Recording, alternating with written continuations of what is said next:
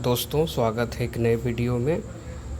17वीं BPSC rank third GS1 copy मेरे पास आई हुई है।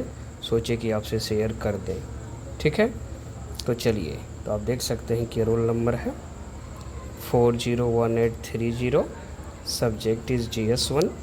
मैंने आपको GS2 एक्सप्लेन किया था। Now let's discuss on his GS1 answer sheets. तो यहाँ आप देख सकते हो कि इनका जो पहला क्वेश्चन है, इंडियन काउंसिल्स एक्ट 1861, इसमें इन्होंने एक इंट्रो डाला। Indian councils act 1861 was passed after government of India act 1858। ठीक है, and this was the beginning of decentralization of power. ठीक है, इसके बाद इन्होंने मेन फीचर्स को यहाँ पर दिखा दिया पॉइंट वाइज। इसके बाद हम लोग आगे देखें तो आगे हम लोग पाते हैं कि यहाँ भी पॉइंट वाइज इन्होंने दिखाया। ठीक है, इस तरीके से। और इन्होंने कुछ कंटेंट भी इसमें लिखे हैं, जैसे sir Dinkar Rao, Maharaja of Patiala. ठीक है, ओके। और एक बनारस के भी महाराजा थे। 15 मेंबर काउंसिल। तो ये आंसर पोर्टफोलियो सिस्टम। ठीक है, आप यहाँ देख सकते हैं ये सब ठीक है कंटेंट के साथ। और यहाँ पे इनका कंक्लूजन है। उसके बाद अगर नेक्स्ट क्वेश्चन देखा जाए, भारत छोड़ो आंदोलन में बिहार की भूमिका 1942, आप देखते जाइए। Gandhi ji drafted the resolution on 8 August 1942 and gave the slogan do or die. ठीक है, रोल ऑफ बिहार फिर इन्होंने समझाया यहाँ पर। और जहाँ पे कुछ कंटेंट्स हैं ये आप देख सकते हैं। उसके बाद नेक्स्ट अगर देखा जाए तो फिर इन्होंने यहाँ पर भी कुछ कंटेंट्स लिखे हैं।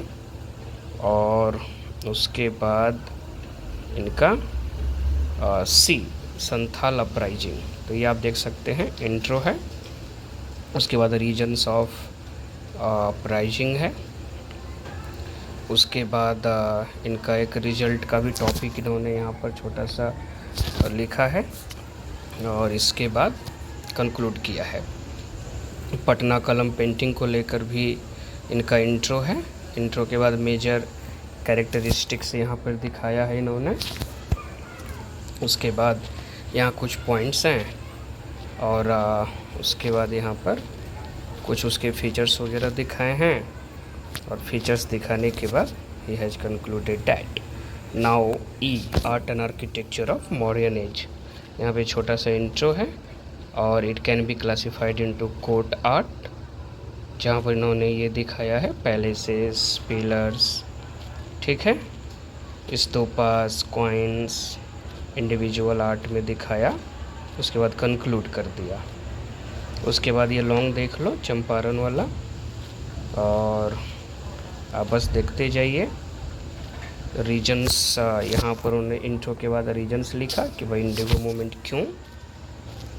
और देन आफ्टर उन्होंने इलीगल टैक्सेस वगैरह ये सब चीज़ों को लिखा हुआ है।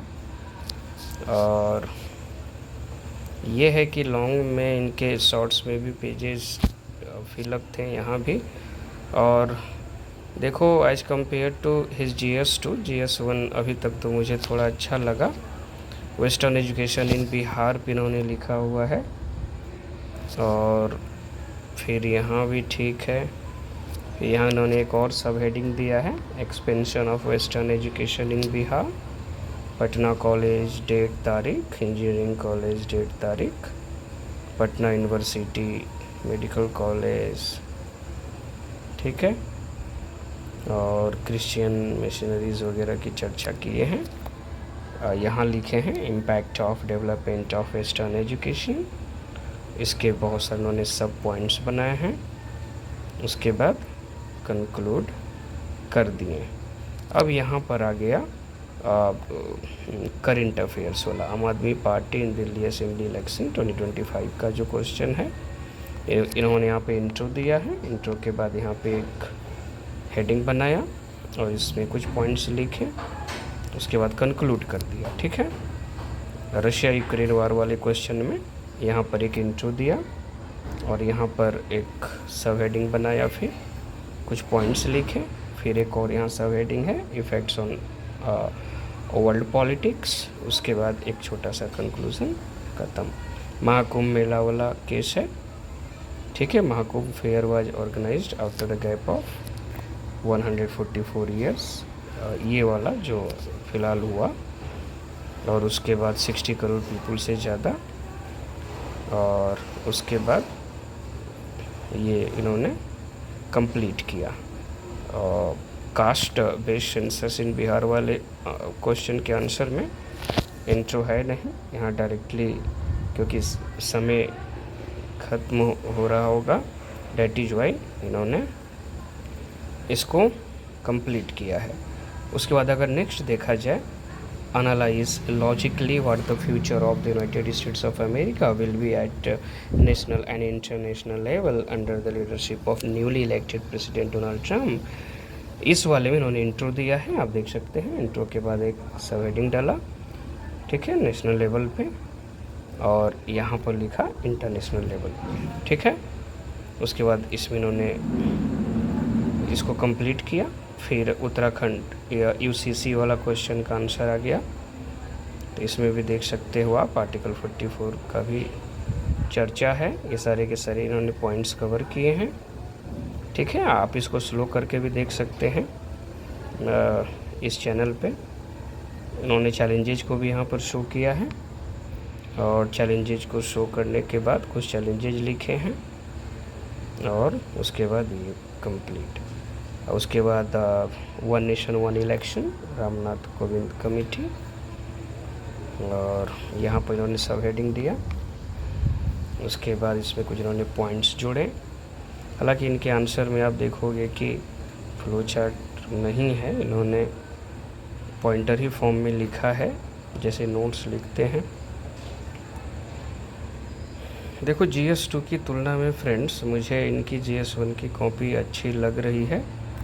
लॉन्ग में इन्होंने वे फॉरवर्ड भी डाला है। वे फॉरवर्ड में साइमल्टेनियस इलेक्शंस और one nation one election has the potential advantages of reducing this is what I think it is cost and focusing in good governance, ठीक है। Concept of constructive vote of no confidence motion shall be explored whereby on alternate government should be ready to replace the incumbent। good terms the Hindu के terms हैं, award, ठीक है। उसके बाद ये DI रहा, तो मैं आपको DI भी शो कर देता हूँ। इनके DI ये रहे, यहाँ भी इन्होंने नीट एंड क्लीन ही बनाया है। DI को भी देख सकते हैं, ठीक है, ये रहा। और उसके बाद इसमें पेजेस भी बचे, इन्होंने काफ़ी कहीं कि छोटे छोटे ही आंसर स्पेस में एडजस्ट कर दिया है, तो वो भी ठीक है, बहुत बढ़िया है। ये सेकेंड DI के आंसर्स हैं, ठीक है। आप इसको थोड़ा स्लो करके भी देख सकते हैं। तो मैं वेट कर रहा था कि GS1 की कॉपी कब आएगी। अब देख सकते हैं काफ़ी अरेंज्ड वे में इन्होंने छोटा छोटा करके DI को किया है, और DI में फ्रेंड्स में तो मार खा ही गया इस बार, मुझे अफसोस है, ठीक है। तो यही रहा फ्रेंड्स, ठीक है। और अगर इनकी ऐसे की कॉपी भी मिलती है तो मैं ज़रूर अपलोड कर दूँगा, कुछ सीखने को भी मिलेगा, ठीक है।